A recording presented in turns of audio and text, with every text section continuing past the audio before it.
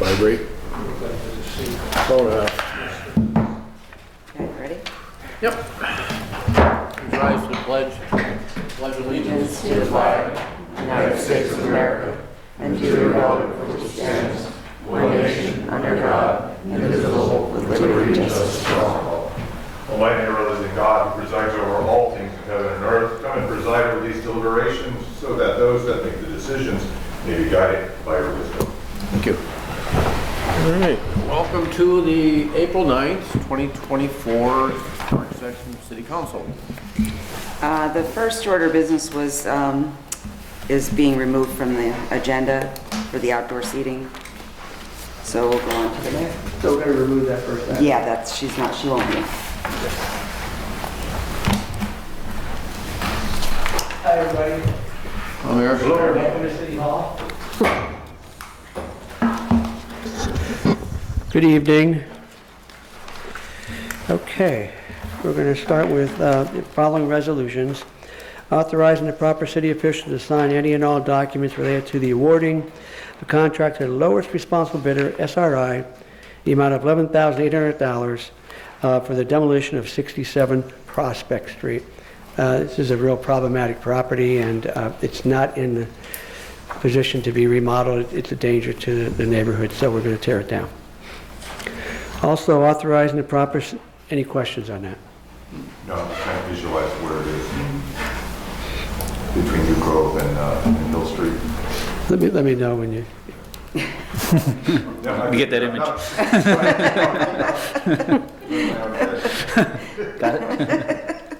Why do you look at her all the time?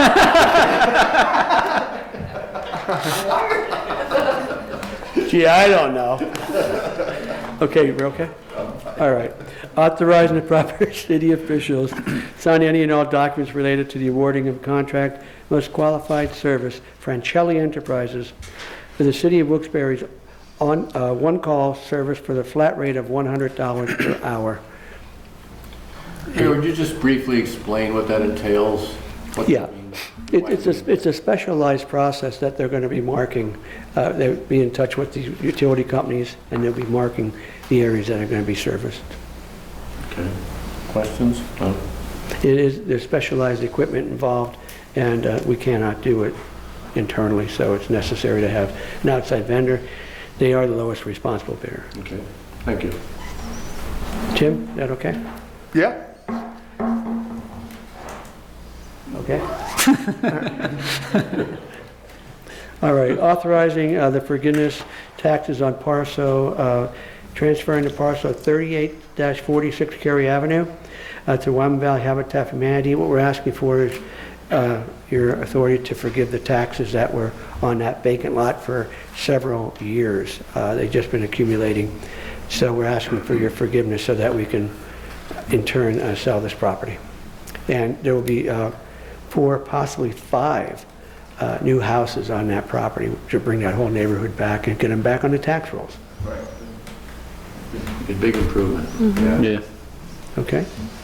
All right, authorizing the provisions of Section 20-4 of the Wilkes-Barre Code of Ordinance, open consumption of alcoholic beverages be temporarily suspended and not enforced for the Fine Arts Fiesta, May 15th through the 19th. We do this every year, and we have never had a problem as long as I've been mayor, never had a problem with that.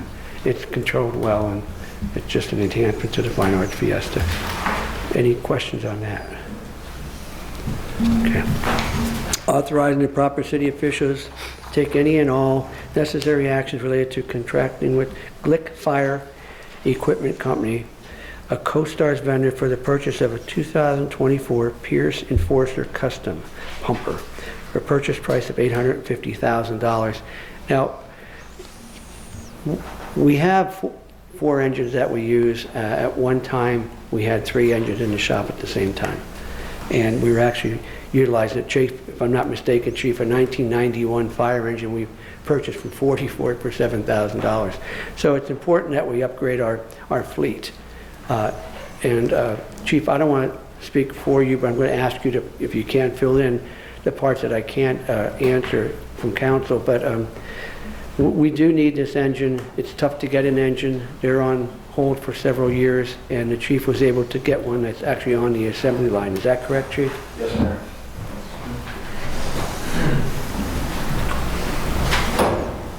Thank you. So our goal here is to replace engine number 5, that is a 2006 KME with nearly 80,000 hard miles on it. That's not like how we drive our cars. That's going 2 emergencies. On top of that, the fire engine has over 8,000 hours on that fire engine, and it's 18 years old. Now, miles don't tell the entire story. Fire pump hours remain a critical part of the replacement equation. Fire pumps have impellers in them, pump the water to the firefighters that are inside the fires, fighting the fire. It's critical to have up-to-date equipment that works properly. Should that fire pump fail and those firefighters are inside, that's really their lifeline. So that's one of the components, not just the miles on the vehicle, the amount of hours on the fire pump. While the new fire engine will be scheduled to go to fire headquarters, what we will do then is take engine number 1 that's currently at fire headquarters, that's a 2015 model, that will go to South Fire Station.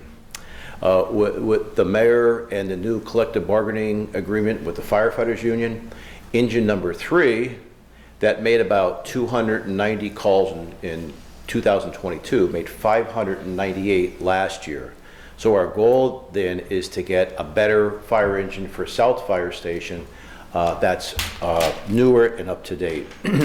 Now, the mayor talked about fire engines.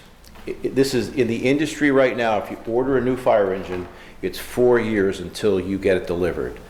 Post-COVID, costs have gone up by almost 25%.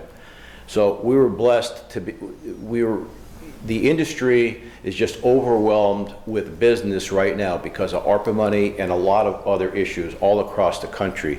There's really only about 7 or 8 manufacturers that make fire engines and fire apparatus. So we were able to get a fire engine that is just about ready to go onto the assembly line. That would be a state-of-the-art fire engine that will be delivered here to Wilkes-Barre if you approve this in October, in mid-October. Now, one really good thing that I'm hopeful that you're impressed with, we attracted 17 firefighters from our fire department that offered to help us in the build of this. Now, these are the firefighters who actually staff the fire engine. So labor and management really worked together with this. So if it's approved, I want to go ahead and applaud my staff that came in off duty really to help us build a fire engine that will best suit us for at least the next 15 years. So in closing, I want to offer, there's been a lot of high profile fires in the city over the last 3 or 4 months, and I think the public has seen firsthand the job that our experienced firefighters do. The other part of the equation is to have that equipment that can get to the fire and to help us extinguish it. So I'm hopeful that you approve this, and I'm thankful for the mayor to give us and you all the tools that we need to have a professionally run fire department. Any questions for Chief? The other fire, you said there's 5 fire engines or 4? So we have engines 1, 2, 3, 4, 5, and 6. But only 3 of them are in service all the time. But when you look at the North Empire Street fire and the other fires we've had, we have the capabilities to bring in off-duty fires to staff all of that extra equipment that we have. And those 3 that, what are the ages of those? So we have another one that is 2006, and we have one that the mayor alluded to that's almost 30 years old. Now, one might ask the question, why don't you just get rid of that oldest one? Because we had a budget we had to live within, and when we bought that fire engine off of 40 Ford, we paid $7,000, right? Now, you all know, when I give you my annual report, we have something called the ISO, that's the insurance rating, okay, ISO, we're number 2. There's only 11 of the 2,200 fire departments in Pennsylvania that are number 2. Having that fire engine gives us a couple tenths of a point, but on top of that, we needed a fire engine, engine number 5. We're trading that in. That's going to bolster us to have a few extra bucks to get some of the mandated things like an Opticom. Opticom is when you get to the intersection, it sends a signal to the traffic light to change it and make it green. This will come with a 750-gallon water tank. It's going to come with a waterless pump. That's the name of the pump. It's manufactured in Minnesota. All the parts are United States of America. So Councilman, I'm glad you asked that. I just can't say enough about our staff of 17 firefighters who have helped us in this build process. You mean they helped in the design of the Yes. features? That's really great. And so 850,000, is it general fund? How are we paying for it? No, what we're looking at, we'll be coming to you in the future about a lease purchase, okay? And the lease purchase, we don't have the finality yet on that, Tony, but there'll be a lease purchase, and then as we get some revenue that we expect coming in, we'll pay that lease off. Okay. So Mayor, it'll be a short-term lease. if I could offer this, the mayor's understood our plight here for the last couple of months. We would find one that was on the line and it was gone the next day, right? Or we'd find another one, they want at 1.2 million. The city of Easton just purchased almost the same exact equipment. It's not going to be delivered for a few years. They're paying 1.2 million, and we're getting ours for a much better price. But the industry is you just can't get new emergency equipment. So that's why it's timely for us. Thank you, Jay. Chief, where do we keep the other engines that aren't in service? That's got to be a little bit of a logistical issue for you. It is, Mayor, right? Don't forget, we had 5 firehouses at one time, and we have 3. But because of our critical infrastructure and the responses we have to have the extra equipment. And as the mayor alluded to, when we had to use that older fire engine, we had 3 that were broken down at the same time. And it's just part of emergency response. These things happen. When you have older equipment, you have breakdown. So right now at Hollenbach Fire Station, there's a reserve ladder truck up there. And at South Fire Station, we actually have engine number 3, engine 5, and engine 6, and 2 ambulances.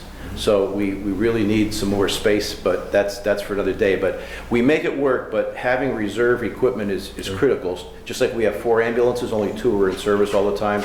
We have 2 backups. If we have a large disaster or something going on, we have the capabilities to put 4 in, which sometimes we'll do that. Well, thank you for maintaining all that equipment too. That's got to be 22 different pieces of equipment we have in the fire department. keeping them up to the standards that you need. Wow. Okay, thank you, sir. Thank you. You're welcome. Thank you, Chief. Thank you for all you do. And Council Chief is right, the fire department personnel are just doing an amazing job, and we see that, and I just want to thank them officially also, firefighters and EMTs. Also, I'd like to propose appointing Mr. Ron Schlusser to the Police Civil Service Commission, which is necessitated by Mr. Barrett's resignation. Mr. Schlusser is here today if you have any questions.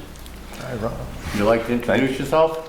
Well, we'll pick on you there for a second. For those of us that may. Hi, everyone. I think I know everyone here fairly well. I'm a lifelong citizen and homeowner in the city, active in different social groups, and certainly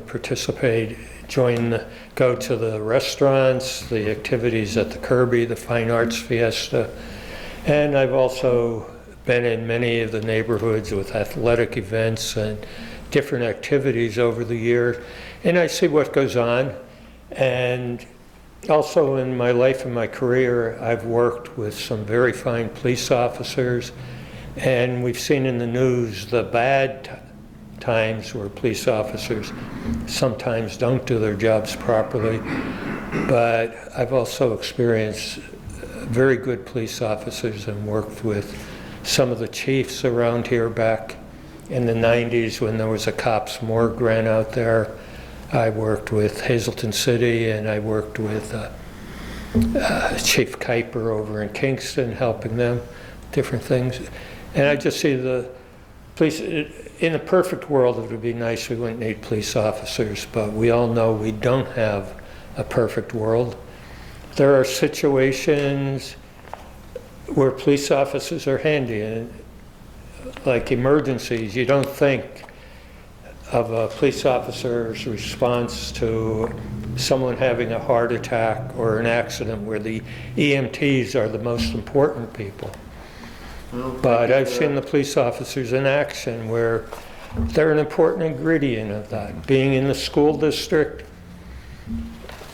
when I came to work for Wilkes-Barre School District, I thought we should never have police officers in the school.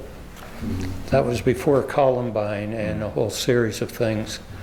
And I see having the proper police officers in school settings and on the street as very important to this community. And I think I could help the mayor and council pick people that are good for the city.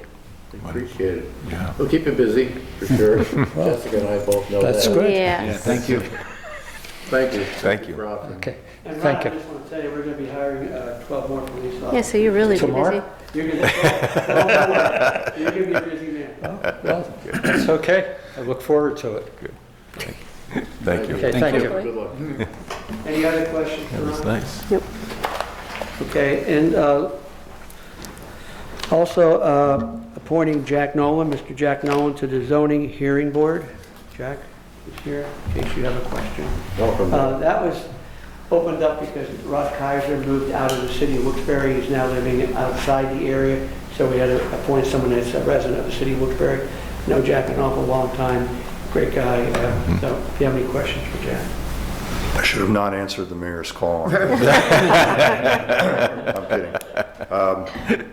Been a resident of the city since 1988. My wife and I raised 3 sons here, all graduated from Myers. In addition to living here, obviously, I coach high school soccer for 20 years at Myers and the last 5 years at Wilkes-Barre area. I'm very passionate about the city's progression, and I want to do all I can to help the city progress and follow the visions of you guys and Mayor Brown, of course. So honored to have the opportunity to serve. Thank you. Thank you. Thanks. Thank you very much. Thanks, sir. Okay. I think you're at the Ordinance. Pave cuts. Yes, ordinance repealing Article 3 of the Chapter 26 entitled Pave Cuts. And also replacing it. Right, should have included that. Right. Thank you, Tim.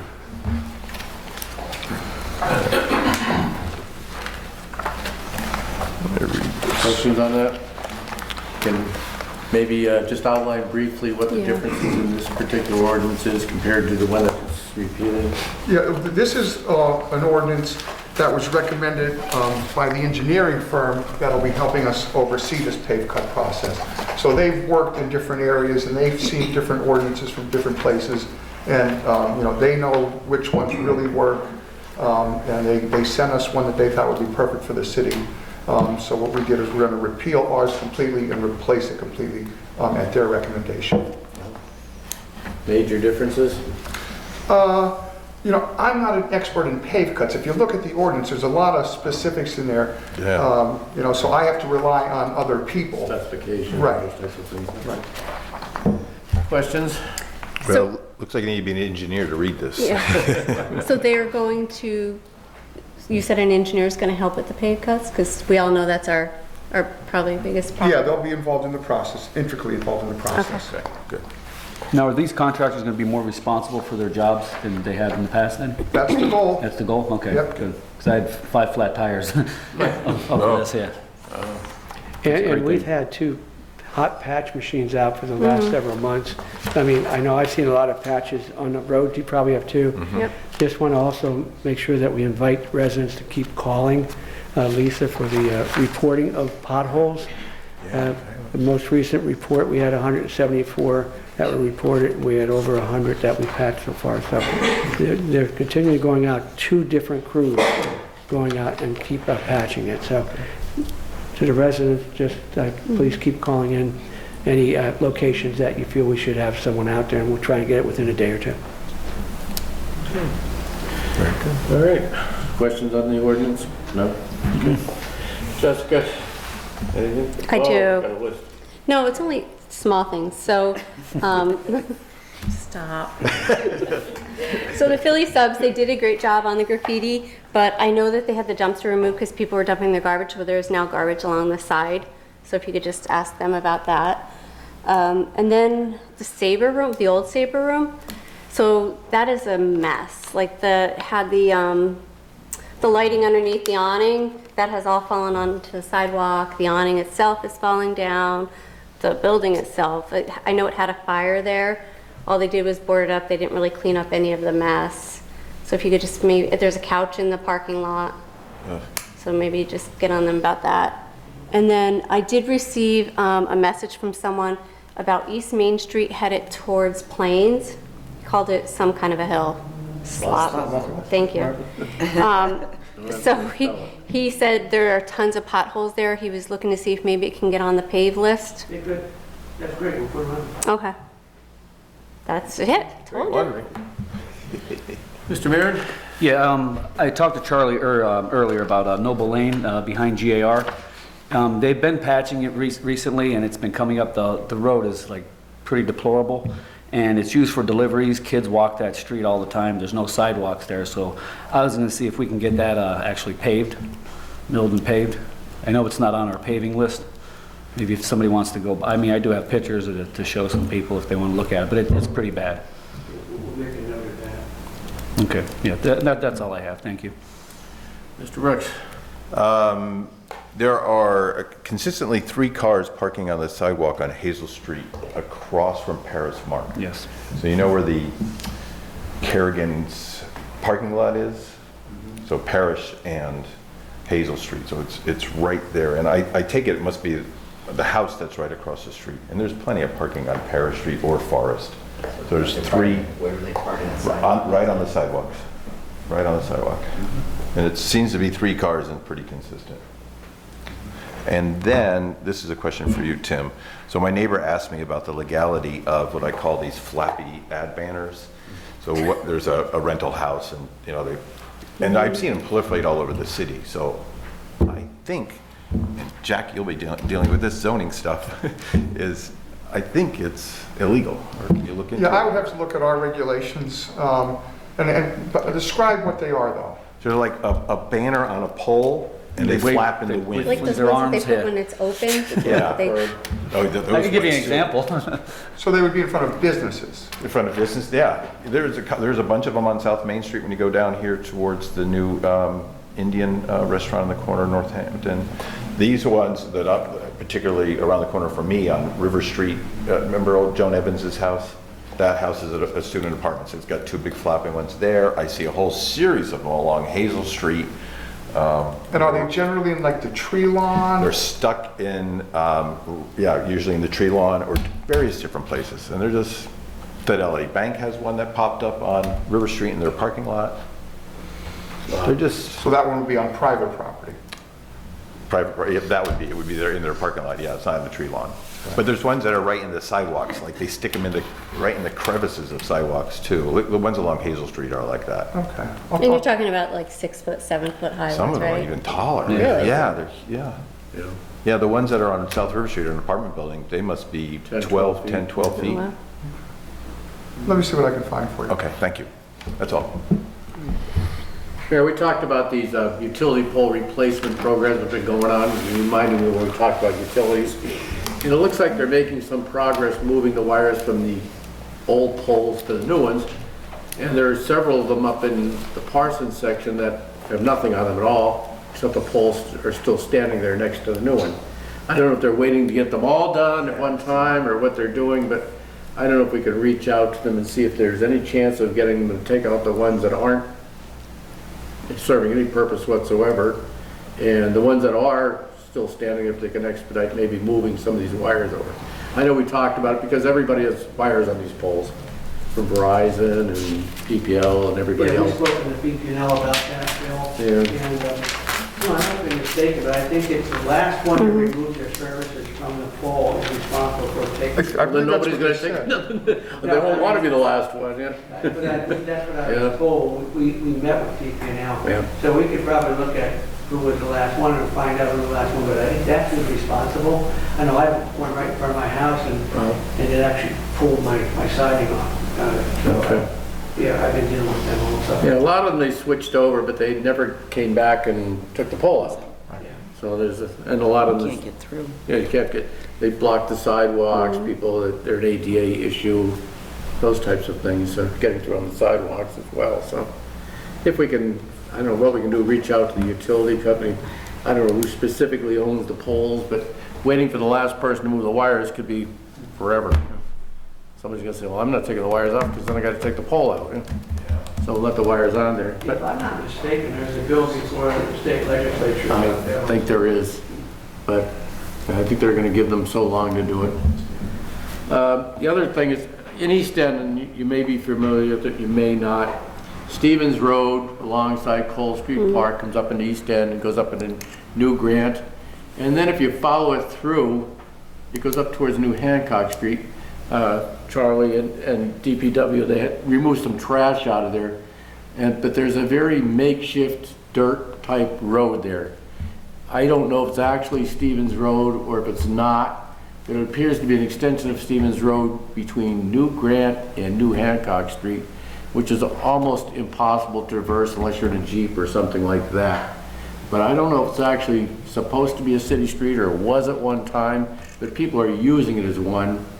And so I don't know if somebody can take a look at that and see if in fact we actually do own that, if in fact it actually is part of Stevens Road, and what we can do to maybe, if it can't be rebuilt, maybe just patched it. It's gonna need more than patching. It's really rugged. But Are there properties up on that road? there's nothing right on it. People use it to traverse between those two streets. There's no houses. There's some side yards facing it, but there's no houses that face it in that particular part. It's right above the daycare center. We'll look into it. Okay, and that's all that I have. So, anything else, council? No. See you Thursday. Thank you, Mayor.